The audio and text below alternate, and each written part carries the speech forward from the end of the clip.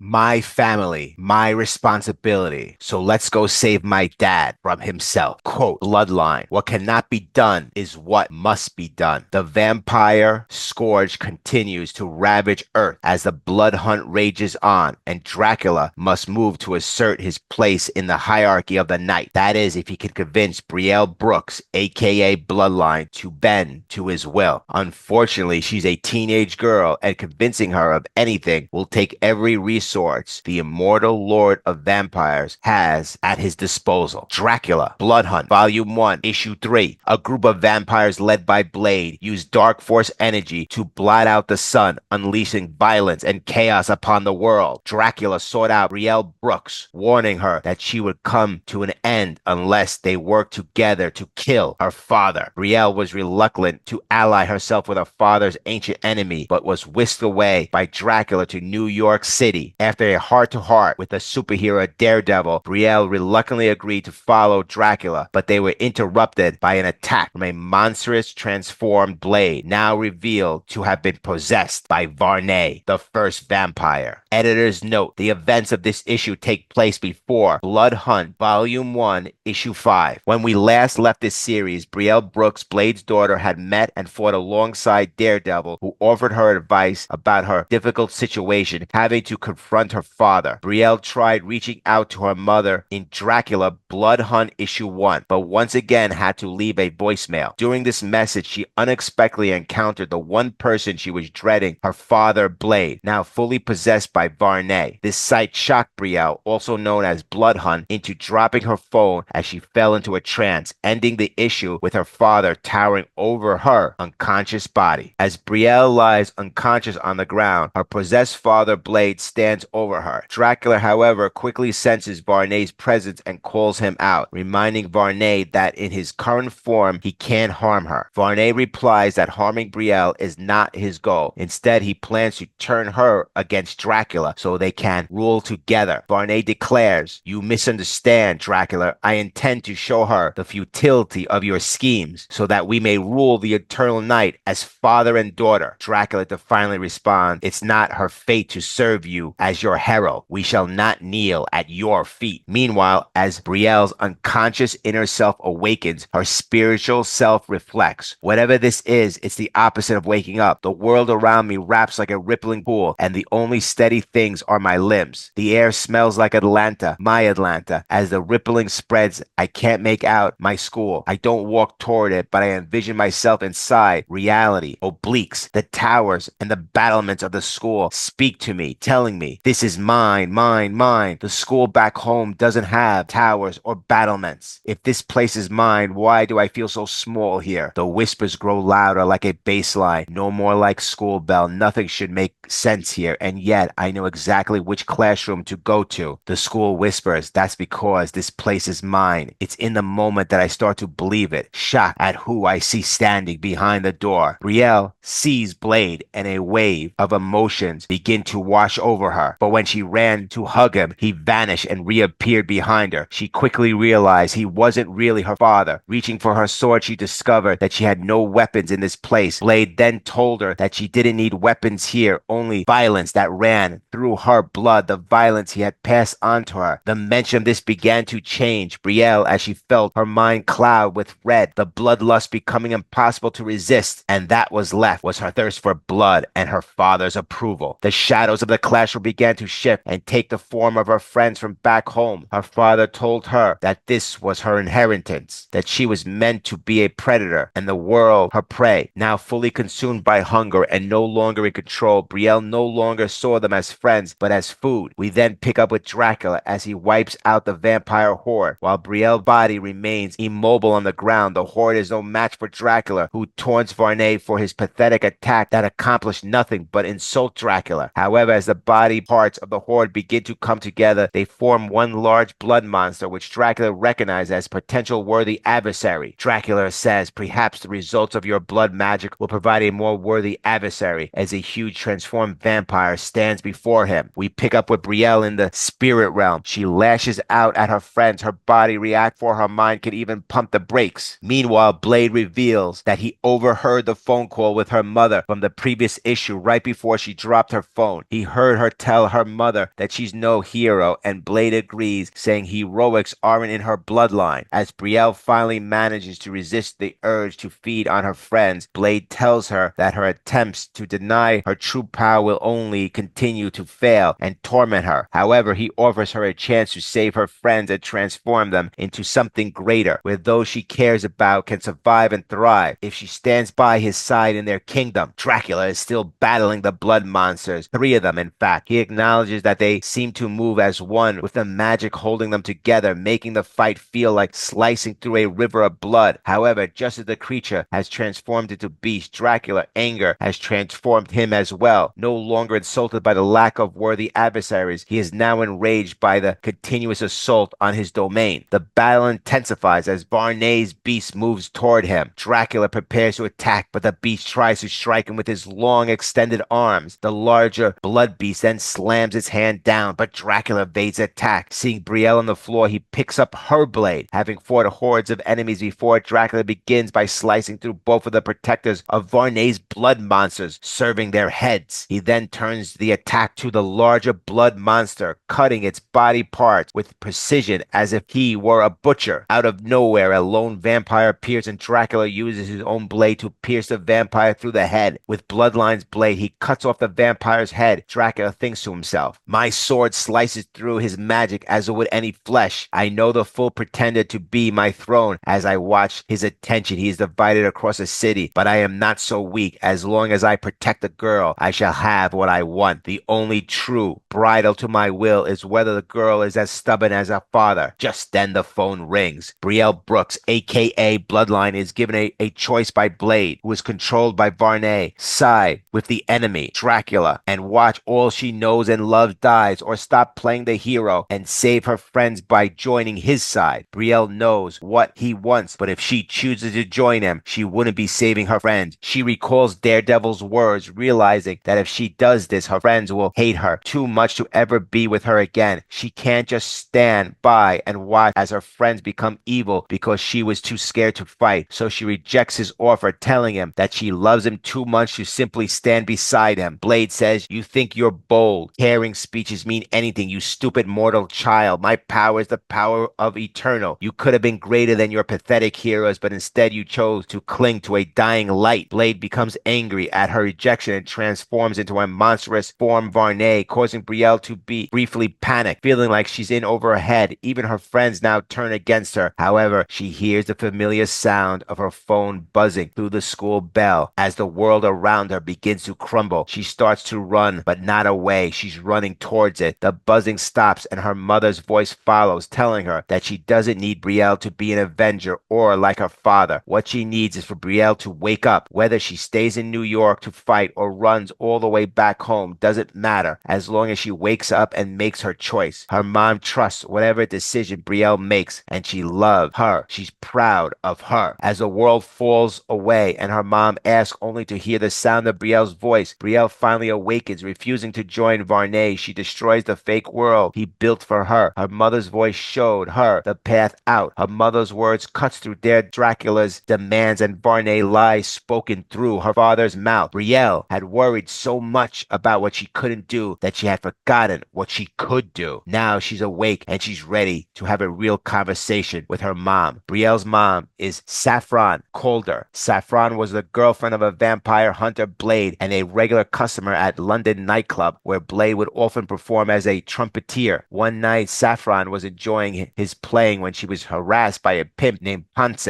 After Blade intervened on her behalf, the two became romantically involved. She would get irritated at him constantly leaving to take care of things, but she appreciated his heroic deeds and loved him nonetheless. Brielle says, Mom, it's me. I'm here. Don't hang up." Saffron, Brielle's mom, responds, "Baby girl, there's nothing on the earth that could make me hang up this phone." Brielle says, "I'm so sorry. I never should have left without telling you, but everything was going so wrong. And Dad, he's the—" Saffron interrupts, "Oh, trust me, when this is over, we'll talk about it. But you wouldn't have been the Brielle I raised you if you waited." Saffron continues, "I won't say I'm not scared for you, Brielle, but I'm your mother. I'm always scared for you. Just promise me whatever decision you make today, you do it because it feels right to you. Do that and I'll deal with being scared." Brielle replies, "I love you, Mom. Okay, I'm going to make sure we both live long enough that I make you sick sick of hearing it all the time. Brielle mom responds, making me sick of you is the only thing I know you can't do. I love you. Dracula then says, I presume you've made your decision. Brielle says to Dracula, you're not trying to boss me around. Dracula replies, there's no. Brielle interrupts, that's not my father anymore, but that was my mother on the phone. It makes it a little easier. Dracula says, then rise. Brielle responds, I'd say thank you if I thought you cared. Dracula retorts, your family is hardly known for its manners. Brielle says, my family, my responsibility. So let's go save my dad from himself. Next, Blood Hunt, Volume 1, Issue 5.